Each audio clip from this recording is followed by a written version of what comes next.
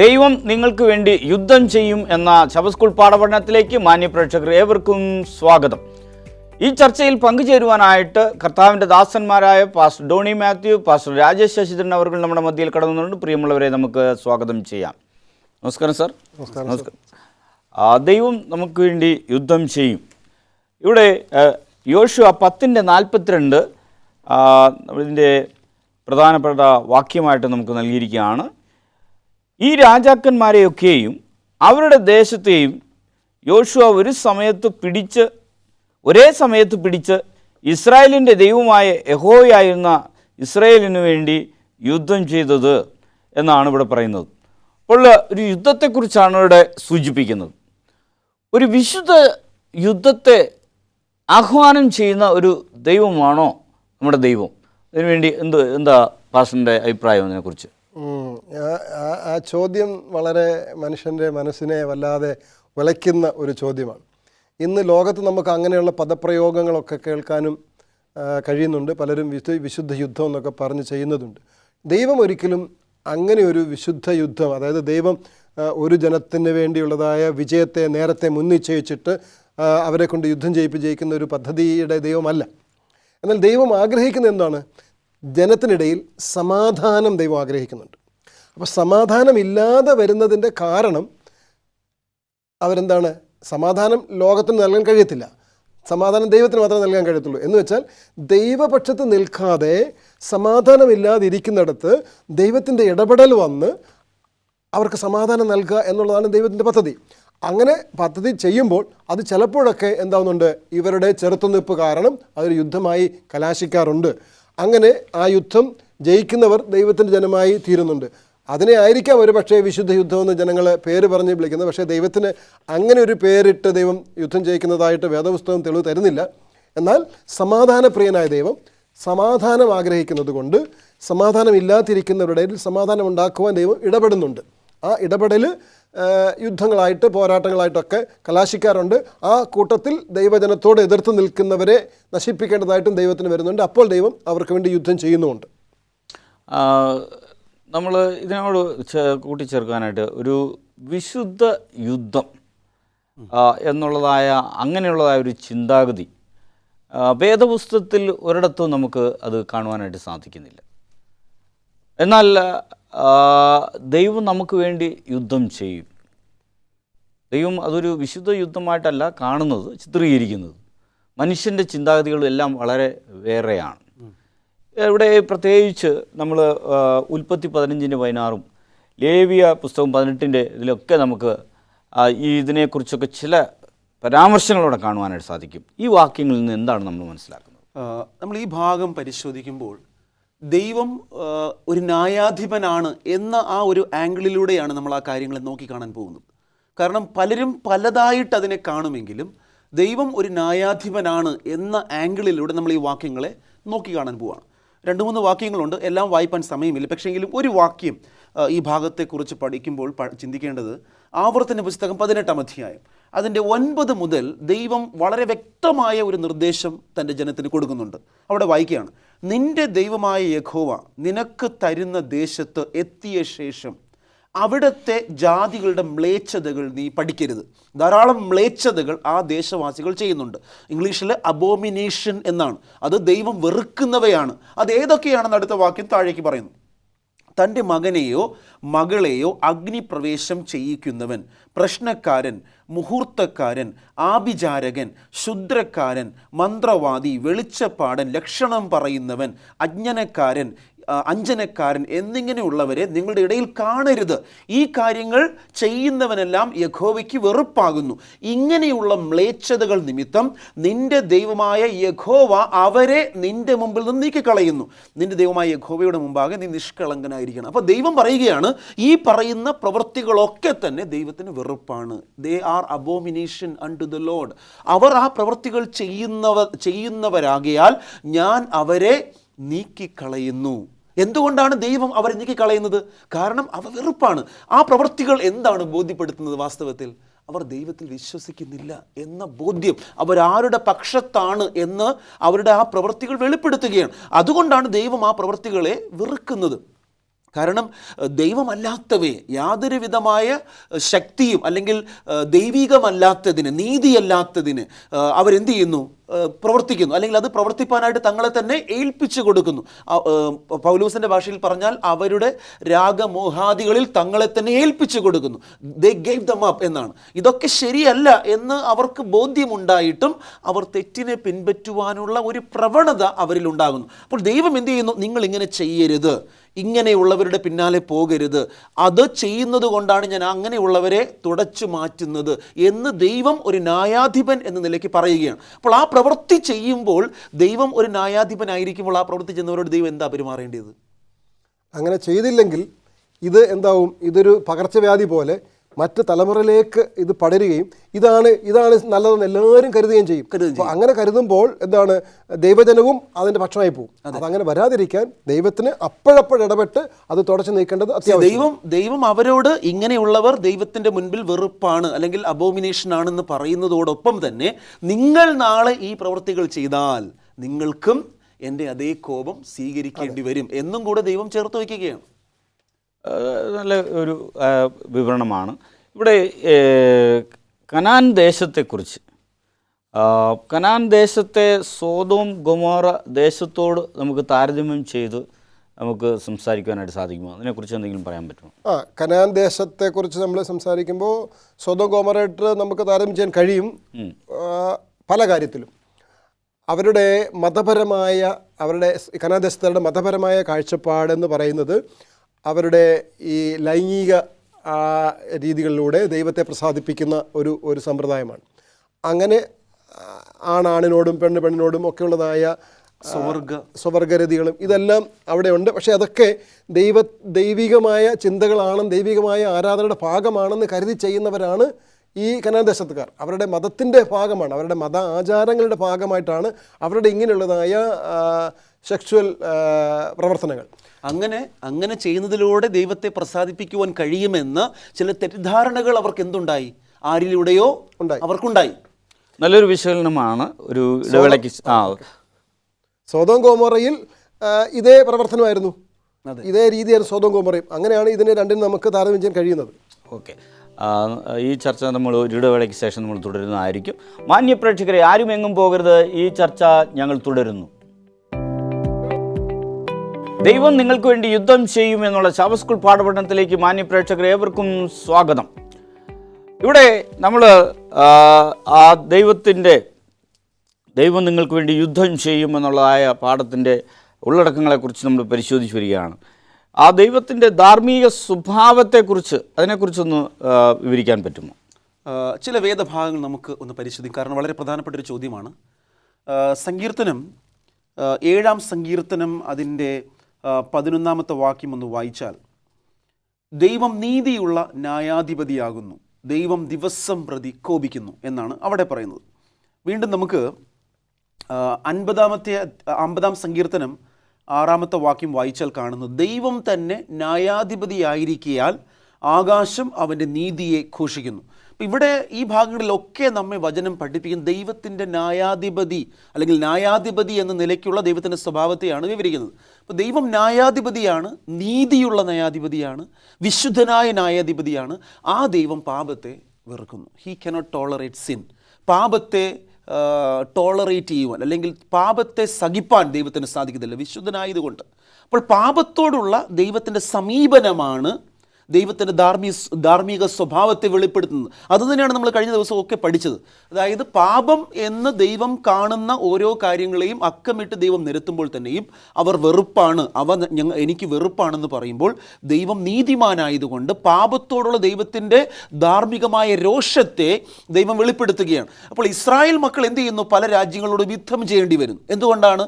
കാരണം അവർ ദൈവത്തോടും ദൈവത്തിൻ്റെ നീതിയോടും എതിർപ്പ് പ്രകടിപ്പിക്കുന്നത് കൊണ്ട് അവർക്കെതിരെ പോരാട്ടം നയിപ്പാൻ ദൈവം ഇടയായിത്തീരുന്നു, ന്യായാധിപതി ആയതുകൊണ്ട് ആ സ്വഭാവത്താൽ. എന്നാൽ തിരിച്ച് ഇസ്രായേൽ മക്കൾ തന്നെയും പാപത്തിലും അനുസരണക്കെടിലും ജീവിപ്പാൻ തുടങ്ങിയപ്പോഴോ ദൈവം മറ്റു ചില രാജ്യങ്ങളെ ഉയർത്തിക്കൊണ്ടുവന്ന് ഇസ്രായേൽ മക്കളെ അവരെ ന്യായം എന്താണെന്ന് പഠിപ്പിക്കാനിടയായി തീർന്നു. അപ്പോൾ അതൊക്കെ നമ്മെ ബോധ്യപ്പെടുത്തുന്നത് ദൈവത്തിൻ്റെ ആ ഒരു ധാർമ്മിക സ്വഭാവത്തെയാണ്. ദൈവം ഇന്നാരെന്നോ മറ്റവരെന്നോ ഉള്ള വ്യത്യാസമില്ലാതെ പാപത്തെ പാപമായി കണ്ടുകൊണ്ട് പാപികളെ സ്നേഹിക്കുന്നു. എന്നാൽ പാപം ഒരു മനുഷ്യനെ നശിപ്പിക്കുന്നു എന്ന സത്യത്തെ ഉൾക്കൊണ്ടുകൊണ്ട് പാപത്തിനെതിരായിട്ടുള്ള തൻ്റെ ധാർമ്മിക ദോരോഷത്തെ ഈ ഒരു പ്രവൃത്തികളിലൂടെ വെളിപ്പെടുത്തുകയാണ്. ദൈവത്തിൻ്റെ ധാർമ്മികതയിൽ എളിയവരോട് ന്യായം പാലിക്കാതിരിക്കുന്നത് കൊണ്ട് അവർക്ക് വേണ്ടി ന്യായം പാലിക്കാൻ ദൈവം ഇഷ്ടപ്പെടുന്നു എന്നാണ് പറയുന്നത്. അപ്പം അങ്ങനെയുള്ളവർക്ക് വേണ്ടി ന്യായം പാലിക്കണം എന്നുള്ളതാണ് ദൈവത്തിൻ്റെ സ്വഭാവം. അതാണ് ദൈവത്തിൻ്റെ ധാർമ്മികത. അത് നല്ലൊരു ഉത്തരമാണ് നമുക്ക് അതിൽ ലഭിച്ചത്. നിരപരാധികളെ നിരന്തരം പീഡിപ്പിക്കുന്നതും പാപത്തിൽ തുടരുന്നതിനെക്കുറിച്ച് എന്തെങ്കിലും പറയാൻ പറ്റുമോ? നമ്മൾ ദൈവത്തിൻ്റെ സ്വഭാവത്തെക്കുറിച്ചാണ് ഇപ്പോൾ നമ്മൾ ചർച്ച ചെയ്തത്. എന്നാൽ ദൈവം എപ്പോഴും ദൈവത്തിൻ്റെ സ്വഭാവത്തെക്കുറിച്ച് പറഞ്ഞാൽ ദൈവത്തിൻ്റെ സ്വഭാവം കരുണ, ദയ, ദീർഘക്ഷമ, വിശ്വസ്തത, ഇതൊക്കെയാണ് ദൈവത്തിൻ്റെ സ്വഭാവം. അപ്പം തന്നെ ദൈവം എന്ത് ചെയ്യുന്നില്ല? കുറ്റക്കാരനെ ശിക്ഷിക്കാതെ വെറുതെ വിടുന്നില്ല എന്നാണ് ദൈവത്തിൻ്റെ വചനം പറയുന്നത്. അപ്പോൾ പാപവും അകൃത്യവും അതിക്രമവും ക്ഷമിക്കും, പക്ഷേ കുറ്റക്കാരനെ വെറുതെ വിടത്തില്ല. നമ്മൾ ചിന്തിക്കുമ്പോൾ എല്ലാം ക്ഷമിക്കുമല്ലോ, പാപവും അകൃത്യവും ഒക്കെ ക്ഷമിക്കും, പിന്നെന്താണ് കുറ്റം? അപ്പോൾ ദൈവത്തിൻ്റെ സ്വഭാവം എന്ന് പറയുന്നതാണ് ദൈവത്തിൻ്റെ കൽപ്പന. അല്ലെങ്കിൽ ദൈവത്തിൻ്റെ കൽപ്പന എന്ന് പറയുന്നത് ദൈവത്തിൻ്റെ സ്വഭാവത്തെ ചിത്രീകരിച്ചിരിക്കുന്നതാണ്. അപ്പോൾ ആ കൽപ്പനയോട് നമ്മൾ വേണ്ടെന്ന് പറയുകയും അതനുസരിക്കാതിരിക്കുകയും ചെയ്യുന്നവരോട് ദൈവത്തിന് വെറുപ്പാണ്. അങ്ങനെയുള്ളവർ പാപം ചെയ്യുമ്പോൾ ആ കൽപ്പന ലംഘിക്കുമ്പോൾ എന്താ ചെയ്യുന്നത്? നിരപരാധികളെ എന്ത് ചെയ്യുന്നു? ദണ്ഡിപ്പിക്കുകയാണ്. അപ്പോൾ അവരെന്ത് ചെയ്യാണ്? പാപത്തിൽ തുടരുകയാണ്. അങ്ങനെ തുടരുന്നത് ദൈവം എന്ത് ചെയ്യുന്നില്ല? അംഗീകരിക്കുന്നില്ല. അതാണ് ദൈവം കുറ്റക്കാരെ ശിക്ഷിക്കാതെ വെറുതെ വിടുകയില്ല. അപ്പം നിരപരാധികൾ എന്ന് പറയുന്നവർ അവരാരാണ്? ദൈവത്തിൻ്റെ കൽപ്പന അനുസരിക്കുന്നവരാണ് നിരപരാധികൾ. കൽപ്പന അനുസരിക്കുന്നവരെ ദണ്ഡിപ്പിക്കുന്നവരെ അവർക്ക് ദൈവത്തിന് വചനം പറയുന്നതാണ്, അവന് മീതെ ഒരു ഉന്നത ന്യായാധിപതി ഉണ്ടെന്നാണ്. ആ പീഡിപ്പിക്കുന്നവരെ ആ ഉന്നത ന്യായാധിപതിയായി ദൈവം എന്ത് ചെയ്യും? അവനെ ന്യായം വിധിക്കും. അപ്പോൾ ദൈവം എന്ത് ചെയ്യുന്നില്ല? പാപം അങ്ങനെ തുടരാൻ അനുവദിക്കുന്നില്ല. പാപം സ്വർഗത്തിൽ തുടരാൻ അനുവദിക്കാഞ്ഞതുകൊണ്ടാണ് സാത്താനെ അവിടെ നിന്ന് തള്ളിയിടേണ്ടി വന്നത്. അപ്പോൾ പാപത്തിന് ഒരു അതിർത്തി അല്ലെങ്കിൽ ഒരു അന്ത്യം ദൈവം കുറിച്ചിട്ടുണ്ട്. അതുവരെ ഇതിങ്ങനെ തുടർന്നായിട്ട് നമുക്ക് തോന്നും, പക്ഷേ ആ സമയത്ത് ദൈവം എല്ലാത്തിനും ഒരു അറുതി വരുത്തും.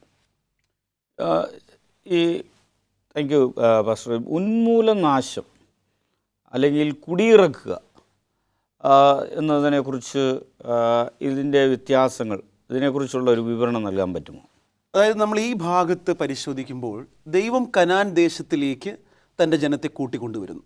അതിനർത്ഥം കനാൻ ദേശത്തെ മുഴുവനും കുടിയിറക്കി അവിടെ ജീവിക്കുന്ന മനുഷ്യരെ ഉന്മൂലനാശം ചെയ്ത് തൻ്റെ ജനത്തെ അവിടെ കൊണ്ടുപോയി സ്ഥാപിക്കും എന്നല്ല.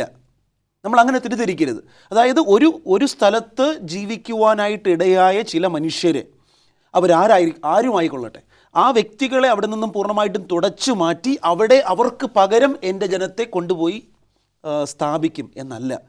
ശരിക്കും പറഞ്ഞാൽ കനാൻ ദേശവാസികളൊക്കെ തന്നെ ദൈവത്തെ അറിയാത്ത ജാതീയ സ്വഭാവത്തിൽ ജീവിച്ചു പോകുന്നവരായിരുന്നു. സകല ജാതീയ ദോഷങ്ങളും അവർക്കുണ്ടായിരുന്നു. എന്നാൽ ഇസ്രായേൽ മക്കളെ അവിടെ കൊണ്ടുപോയി ദൈവം സ്ഥാപിക്കുന്നത് കനാൻ ദേശത്തിന് ഒരു നന്മയായിട്ടാണ്. കനാൻ ദേശവാസികൾ ദൈവത്തെ അടുത്തറിയുവാൻ ഇസ്രായേൽ മക്കളിലൂടെ ഇടയാകണം എന്നതാണ് ദൈവത്തിൻ്റെ വലിയൊരു പദ്ധതി. ആ പദ്ധതിയുടെ ഭാഗമായിട്ടാണ് ആ കനാൻ ദേശം, പാലും തേനും ഒഴുകുന്ന ആ കനാൻ ദേശത്തിലേക്ക് തൻ്റെ ജനമായ ഇസ്രായേൽ മക്കളെ കൂട്ടിക്കൊണ്ടുവരുന്നത്. ആ ദേശത്തിലുള്ള ജനത്തെ തൻ്റെ മക്കളുടെ വരവോടുകൂടി തുടച്ചു മാറ്റുക എന്നുള്ളത് ഒരിക്കലും ഒരു ദൈവിക പദ്ധതിയേ അല്ല. മറിച്ച് അവരെ അവിടെ യഥാസ്ഥാനപ്പെടുത്തി ഇസ്രായേൽ മക്കൾ അറിഞ്ഞ ദൈവത്തിൽ അവരും വിശ്വസിച്ച് അവരും ആശ്രയിച്ച് ഇസ്രായേൽ മക്കൾക്ക് ഇപ്പോൾ കൈവശമാക്കുവാൻ സാധിച്ച നിത്യരക്ഷയുടെ അനുഭവം കനാൻ ദേശക്കാരും കൂടെ അവകാശമാക്കണം എന്ന ഒരു വലിയൊരു പദ്ധതിയാണ് ദൈവത്തിനുണ്ടായിരുന്നത്. മറിച്ച് എന്താ സംഭവിച്ചത്? കനാൻ ദേശക്കാരുടെ സകല ജാതീയ ആചാരങ്ങളും ഇസ്രായേൽ മക്കൾ പിൻപറ്റുവാൻ തുടങ്ങി. അപ്പോൾ ദൈവത്തിൻ്റെ പദ്ധതിയെ താളം തെറ്റിക്കുന്ന, തകിടം മറിക്കുന്ന സ്വഭാവ രീതികളിലൂടെ ഇസ്രായേൽ മക്കൾ സഞ്ചരിക്കുവാൻ സ്വയം തെരഞ്ഞെടുപ്പ് നടത്തിയപ്പോൾ ദൈവത്തിൻ്റെ പദ്ധതികൾ പൂർണ്ണമായിട്ടും കനാൻ ദേശക്കാർക്ക് ബോധ്യപ്പെട്ടില്ല, അവർക്ക് മനസ്സിലായില്ല. അപ്പോൾ നമ്മിലൂടെ സകല ജാതികളും അനുഗ്രഹിക്കപ്പെടും എന്നാണ് ദൈവം അബ്രഹാമിനോടും നമ്മോടും ഒക്കെ പറഞ്ഞിരിക്കുന്നത്. അപ്പോൾ നാം ദൈവത്തിൻ്റെ സ്വഭാവത്തെ പ്രതിഫലിപ്പിക്കേണ്ടതുപോലെ വെളിപ്പെടുത്തുവാൻ പരാജയപ്പെട്ടാൽ നമ്മിലൂടെ രക്ഷപ്രാപ്തമാക്കി മനസ്സിലാക്കേണ്ടിയ അനേകർക്ക് നാം ഒരു തടങ്കൽ പാറയായി നിലകൊള്ളുകയാണ്. ഇപ്പോൾ ദാനിയേലും കൂട്ടുകാരും ബാബിലോണിൽ പോയി ദൈവത്തിൻ്റെ സ്വഭാവത്തെ വെളിപ്പെടുത്തേണ്ടതുപോലെ വെളിപ്പെടുത്തിയപ്പോൾ ബാബിലോൺ സാമ്രാജ്യത്തിലെ ദേശവാസികളൊക്കെ ദൈവത്തെ അറിഞ്ഞതുപോലെ, നെബൂഖദ്നേസർ പോലും ദൈവത്തെ അറിഞ്ഞു വന്നതുപോലെ ഇസ്രായേൽ മക്കളും അങ്ങനെ നിലനിൽക്കണമായിരുന്നു. എങ്കിൽ അവരെ ഉന്മൂലനാശം ചെയ്യണമെന്നോ അവരെ അവിടെ നിന്നും പുറത്താക്കണമെന്നോ കുടിയിറക്കണമെന്നോ എന്നൊന്നും അപ്രകാരമുള്ള പദ്ധതികളൊന്നും തന്നെ ഇന്ന് ചിന്തിക്കുന്നത് പോലെ ആകണമെന്നില്ല. അതൊക്കെ ദൈവത്തിൻ്റെ പദ്ധതിയുടെ ഒരു ഭാഗമായിരുന്നു. അതിന് ഇസ്രായേൽ മക്കൾ കൈ കൊടുക്കണമായിരുന്നു. അതിനവർ മനസ്സ് വെച്ചില്ല. അവരുടെ വിശ്വാസമില്ലായ്മയും അവിശ്വാസവും അവരുടെ ഹൃദയകാഠിന്യവും ഒക്കെ അതിന് കാരണമായി തീർന്നു. ഈ ഇസ്രായേൽ മക്കളിലൂടെ അവരുടെ പാപ സ്വഭാവത്തെ ഉന്മൂലനം ചെയ്യണം, അതായിരുന്നു ദൈവം ആഗ്രഹിച്ചത്. അങ്ങനെ അവരും ഈ ജനത്തോട് ചേരണമായിരുന്നു. അതിനുവേണ്ടിയാണ് അതിനാണ് രാഹാബിന്റെ ഉദാഹരണം അവിടെ കൃത്യമായിട്ടുള്ളത്. ഒരു നല്ല ഒരു ചർച്ചയാണ്. ഇടവേളയ്ക്ക് ശേഷം ഇത് നമ്മൾ തുടരുന്നതായിരിക്കും. മാന്യപ്രേക്ഷകരെ, ആരുമെങ്ങും പോകരുത്, ഈ ചർച്ച തുടരുന്നു. ദൈവം നിങ്ങൾക്ക് വേണ്ടി യുദ്ധം ചെയ്യും എന്നുള്ള ശബത്ത് സ്കൂൾ പാഠപഠനത്തിലേക്ക് മാന്യപ്രേക്ഷകർ ഏവർക്കും സ്വാഗതം. നമ്മുടെ ജീവിതത്തിൽ പല രീതിയിൽ നമുക്ക് പലർക്കും പല വ്യത്യസ്തമായ സ്വഭാവ ഗുണങ്ങളാണ്. അപ്പോൾ അത് നന്മയോ തിന്മയോ, അത് അനുകൂലമായിട്ടുള്ളതോ നിഷേധാത്മകപരമായിട്ടുള്ളതോ എന്തൊക്കെയാണെങ്കിലും ശരി. പക്ഷേ ജീവിതത്തിൽ നമ്മൾ അറുത്ത് മുറിച്ച് കളയേണ്ടതായ, അല്ലെങ്കിൽ നമ്മൾ നശിപ്പിച്ച് കളയേണ്ട, ഉന്മൂലനാശം വരുത്തേണ്ടതായ ചില കാര്യങ്ങൾ നമ്മുടെ സ്വഭാവത്തിൽ ഉണ്ടോ ഇല്ലയോ, അല്ലെ അതിനെക്കുറിച്ച് എന്തെങ്കിലും പറയാൻ പറ്റുമോ? ഓക്കെ, നമ്മൾ ഈ പോരാട്ടത്തെക്കുറിച്ചൊക്കെ കഴിഞ്ഞ പാഠങ്ങളിൽ പഠിക്കുകയുണ്ടായി. അപ്പോൾ സ്വർഗത്തിൽ പോരാട്ടം ഉണ്ടായി. അപ്പോൾ ലൂസിഫറിന് എന്ത് ഹൃദയത്തിൽ വന്നിട്ടാണ്? അവൻ്റെ ഹൃദയത്തിൽ അഹങ്കാരം ഉണ്ടായതുകൊണ്ടാണ് അവന് ദൈവത്തെ പോലെ ആകണം, അല്ലെങ്കിൽ ദൈവത്തെക്കാൾ ഉപരിയാകണം എന്ന ചിന്ത വന്നത്. അപ്പോൾ നമ്മുടെ സ്വഭാവത്തിൽ നിന്ന് ഉന്മൂലനം ചെയ്യേണ്ട പ്രധാനപ്പെട്ട ഒരു സവിശേഷത അല്ലെങ്കിൽ ഒരു സ്വഭാവം എന്ന് പറയുന്നത് അഹങ്കാരത്തെയാണ്. നെബൂഖദ്നേസറിന്റെ ഹൃദയം അഹങ്കരിച്ചു. ഞാൻ എന്ന ഭാവത്തെ നമ്മൾ മാറ്റിക്കളയണം. ആ സ്വഭാവത്തെ നമ്മളിൽ നിലനിൽക്കുന്നിടത്തോളം കാലം ഞാനെന്ന ഭാവമുണ്ടെങ്കിൽ എന്തില്ല? ദൈവമില്ല. അപ്പോൾ ഞാനെന്ന ഭാവത്തെ, ഞാൻ എല്ലാവരെക്കാളും മികച്ചതാണ്, ഞാൻ കേമനാണ്, ഞാൻ മിടുക്കനാണ് എന്ന ആ ഒരു സ്വയം പുകഴ്ച, സ്വയം പലരും അഭിനന്ദിക്കുമ്പോൾ പോലും നമ്മൾ ആ അഭിനന്ദനത്തിൽ വീണു പോകാറുണ്ട്. അങ്ങനെ നമ്മൾ വീണു പോകാനും പാടില്ല. ആ അഭിനന്ദനത്തിലൂടെ നമ്മൾ അവരോട് പറയേണ്ട മറുപടി, ചിലർ നമ്മൾ നല്ല ഒരു മെസ്സേജ് കൊടുത്തവർ നല്ല പ്രസംഗം വരുമ്പോൾ നമുക്ക് സന്തോഷം തോന്നും. പക്ഷേ ആ മെസ്സേജ് അവർ ഏറ്റെടുത്തോ? അതെ, ആ മെസ്സേജ് അവർ ഏറ്റെടുത്ത് ജീവിക്കാൻ തയ്യാറാകുന്നതിലാണ് നമ്മൾ അഭിനയിക്കേണ്ടത്, അല്ല നമ്മളെങ്ങനെ പ്രസംഗിച്ചു എന്നുള്ളതിലല്ല. അങ്ങനെ വന്നാൽ നമ്മളും പരാജയപ്പെടുകയാണ്. അപ്പോൾ നമ്മുടെ സ്വഭാവത്തിൽ നിന്ന് എടുത്തു കളയേണ്ട, ഒരിക്കലും പാടില്ലാത്ത ഒരു സ്വഭാവം എടുത്തു കളയണമെന്നുണ്ടെങ്കിൽ അത് എനിക്ക് പറയാനുള്ളത് അഹങ്കാരത്തെയാണ്. അഹങ്കാരത്തെ എടുത്തു കളഞ്ഞാൽ, അല്ലെങ്കിൽ ഞാനെന്ന ഭാവത്തെ എടുത്തു കളഞ്ഞാൽ ബാക്കിയെല്ലാം നമുക്ക് ക്രമപ്പെടുത്താൻ കഴിയും എന്നാണ് ഞാൻ കരുതുന്നത്. അതായത് പരിശുദ്ധാത്മാവ് നമ്മെ പാപത്തെക്കുറിച്ച് ബോധ്യം വരുത്തുമെന്നാണ്. അപ്പോൾ നമ്മിൽ വരുത്തേണ്ടിയ സ്വഭാവത്തിലെ മാറ്റങ്ങളെ തീർച്ചയായും ഓരോ ദിവസവും നാം ദൈവത്തിൻ്റെ വചനം പഠിക്കുന്നു, വായിക്കുന്നു എന്ന് വരികിൽ നമ്മെ ദൈവം ബോധ്യപ്പെടുത്തും. ഇതാണ് യേശുവുമായി നമ്മെ താരതമ്യം ചെയ്യുമ്പോൾ നമ്മുടെ സ്വഭാവവും ദൈവത്തിൻ്റെ സ്വഭാവവും തീർച്ചയായും നമ്മെ ബോധ്യപ്പെടുന്ന പലതുണ്ട്. നമ്മുടെ സ്വഭാവത്തിലെ ന്യൂനതകൾ, കുറവുകൾ, അവയൊക്കെ എന്താണെന്ന് നമ്മെ ദൈവം ദിനംതോറും നമ്മെ ബോധ്യപ്പെടുത്തും. ആ ബോധ്യത്തിനൊത്തവണ്ണം നാം ഓരോ ദിവസവും ജീവിപ്പാൻ നമ്മെ തന്നെ സമർപ്പിക്കണം. ഇവിടെ നമ്മൾ നോക്കുമ്പോഴുള്ള ആവർത്തന പുസ്തകം 20-ാം അധ്യായം അതിൻ്റെ 10 മുതൽ 18 വരെയുള്ള വാക്യങ്ങളിൽ, ആ വാക്യങ്ങളിൽ പ്രത്യേകമായിട്ട് എന്താണ് അവിടെ പറയുന്നതെന്ന് പറയാൻ പറ്റുമോ? ആ വാക്യം ഒന്ന് വായിക്കാം. ചില ഒരു പക്ഷേ നമുക്ക് എന്തെങ്കിലുമൊക്കെ ക്ലാരിറ്റി വരാൻ നന്നായിരിക്കും. ആവർത്തന പുസ്തകം 20-ാം അധ്യായം അതിൻ്റെ 10-ാമത്തെ വാക്യം ആദ്യം പറയുന്നത്, നീ ഒരു പട്ടണത്തോട് യുദ്ധം ചെയ്യുവാൻ അടുത്ത് ചെല്ലുമ്പോൾ സമാധാനം വിളിച്ച് പറയണം. സമാധാനം എന്ന് മറുപടി പറഞ്ഞ് വാതിൽ തുറന്നു തന്നാൽ അതിലുള്ള ജനമെല്ലാം നിനക്ക് ഊഴിയ വേലക്കാരായി സേവ ചെയ്യണം. വീണ്ടും താഴെ 15 മുതൽ, ഈ ജാതികളുടെ പട്ടണങ്ങളുടെ കൂട്ടത്തിൽ ഉൾപ്പെടാതെ വളരെ ദൂരമായിരിക്കുന്ന എല്ലാ പട്ടണങ്ങളോടും ഇങ്ങനെ ചെയ്യണം. നിന്റെ ദൈവമായ യഹോവ നിനക്ക് അവകാശമായി തരുന്ന ജാതികളുടെ പട്ടണങ്ങളിലോ ശ്വാസമുള്ള ഒന്നിനെയും ജീവനോടെ വയ്ക്കാതെ ഹിത്യർ, അമൂര്യർ, പെരിസിയർ, കനാന്യർ, ഹിവ്യർ, യെബ്യൂസിയർ എന്നിവരെ നിന്റെ ദൈവമായ യഹോവ നിന്നോട് കൽപ്പിച്ചതുപോലെ ശപഥാർപ്പിതമായി സംഹരിക്കണം. അവർ തങ്ങളുടെ ദേവപൂജയിൽ ചെയ്തു പോരുന്ന സകല മ്ലേച്ഛതകളും ചെയ്യുവാൻ നിങ്ങളെ പഠിപ്പിച്ചിട്ട് നിങ്ങൾ നിങ്ങളുടെ ദൈവമായ യഹോവയോട് പാപം ചെയ്യാതിരിക്കേണ്ടതിന് തന്നെ. അപ്പോൾ എന്താണ് ശരിക്കും ഈ ജാതികളെയൊക്കെ നശിപ്പിക്കുവാൻ ദൈവം എന്തിനാണ് ആവശ്യപ്പെട്ടത്? കാരണം ഇവർ മ്ലേച്ഛതകൾ ചെയ്യുന്നു എന്ന് മാത്രമല്ല, തങ്ങളുടെ ചുറ്റുമുള്ളവരെ അത് ചെയ്യുവാൻ പ്രേരിപ്പിക്കുന്നു, അവരെ നിർബന്ധിക്കുന്നു, അത് തന്നെ ചെയ്തേ പറ്റൂ എന്ന രീതിയിൽ അവരെന്ത് ചെയ്യുകയാണ്? അവരെ ശട്ടം കെട്ടുന്നു. അപ്പോൾ അങ്ങനെ ദൈവം പറയുകയാണ്, ഇവരെന്ത് ചെയ്യരുത്, ഇവർ ചെയ്യുന്ന സകല മ്ലേച്ഛതകളും ചെയ്യുവാൻ നിങ്ങളെ പഠിപ്പിച്ചിട്ട് നിങ്ങൾ നിങ്ങളുടെ ദൈവമായ യഹോവയോട് പാപം ചെയ്യാതിരിക്കേണ്ടതിന് തന്നെ.